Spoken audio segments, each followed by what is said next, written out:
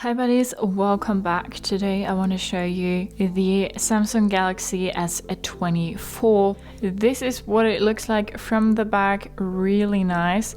And we will go ahead and set it up together. So we will turn the phone on and then we get welcomed here and we will click on start. It says to add a SIM card, but we have a separate video for that. So we're gonna skip this one right now. And now we can select our language and here we will choose English. Next, for our review, check out the privacy policy to see how we manage your data. So if you click on privacy policy, you can read through more information, and then we need to agree to the end user license agreement. And if we want to, we can also agree to the sending of diagnostic data. You can say to agree to all. This is optional. This is as well, but you have to agree to the end user license agreement. This includes your agreement that Samsung may update your phone software automatically from time to time to ensure the safety, security, and functionality of the phone. If you click on see details, you can read through more information again. And now we can say I agree. Easy setup with another device, sign in automatically and copy settings, accounts and more from another phone or tablet. Keep your other phone or tablet nearby and unlocked.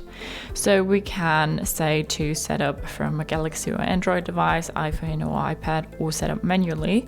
Sometimes it's just nice to start fresh again without any old data, and so we will say set up manually. Choose a Wi-Fi network, so we will log into our Wi-Fi now, and we'll click on this and then enter our password. And now we'll say connect, and then we'll get to the next slide, preparing for mobile connection.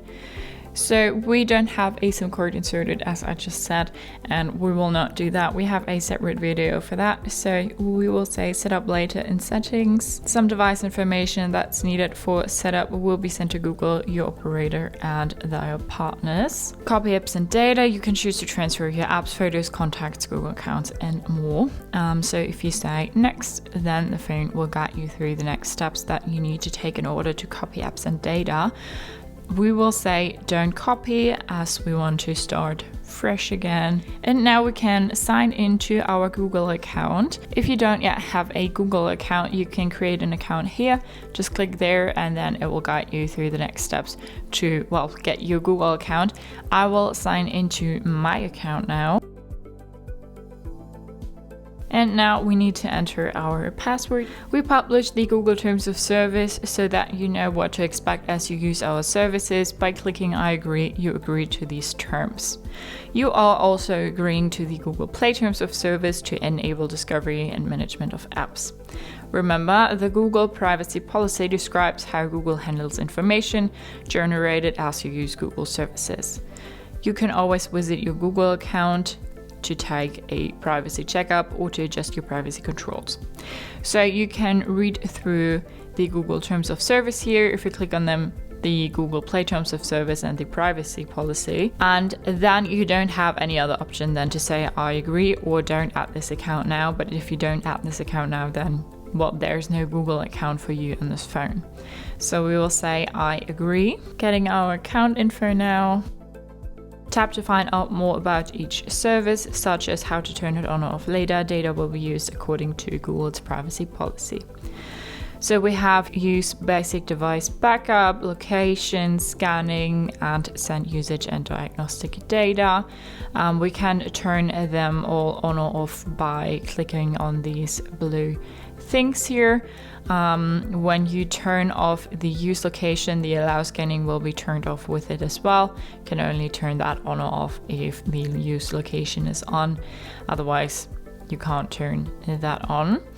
And then you can read through more information here if you click on these little arrows, and then you can decide for yourself whether you want to enable these things or not.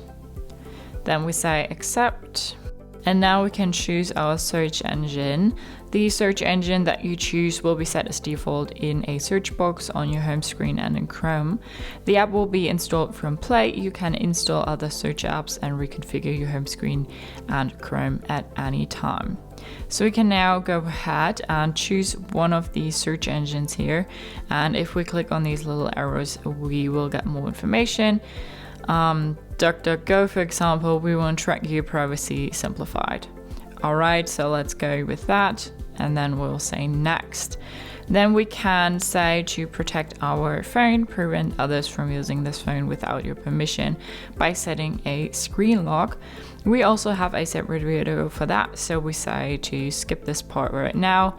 You won't be able to prevent others from using this phone if it's lost or stolen.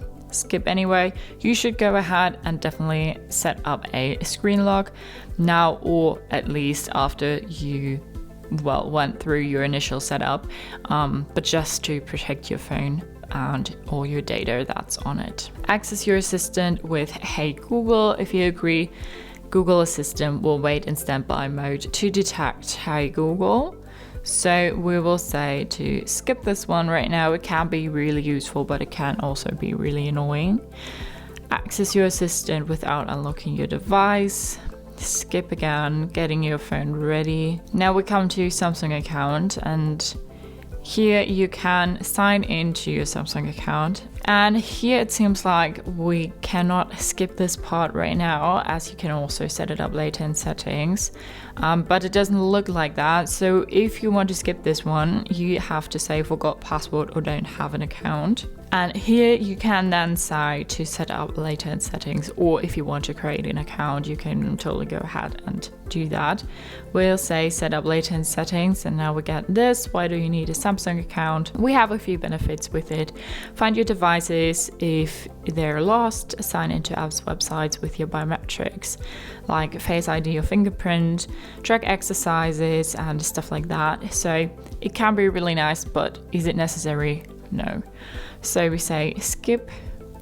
Then we have some legal information. Agree to the terms and conditions below to use app like the Galaxy Store and Galaxy themes without a Samsung account. So we have a terms and condition, turn on the customization service, get new and special offers on this phone, and then you also have improved personalized ads based on data from this phone. So this is optional. This is optional as well. This is optional, but you need to agree to the terms and conditions. Then you need to say more and agree. And now we have the service permissions. Customization service gives you customized stickers, search results, routines, and more by allowing Samsung apps to share information with each other. And we have smart suggestion, get suggestions for useful actions, such as calendar events to add and messages to send. So you could turn these off and say agree, or you leave them on and say agree, whatever you like here. And now we will continue with our display mode. So we can either choose the dark mode or the light mode. I will leave it in the light mode now, and then I'll say next. We are all set up, finish. And now we are on our home screen. Here's our search engine, and we can now go ahead and personalize our new Samsung Galaxy S24 a bit more.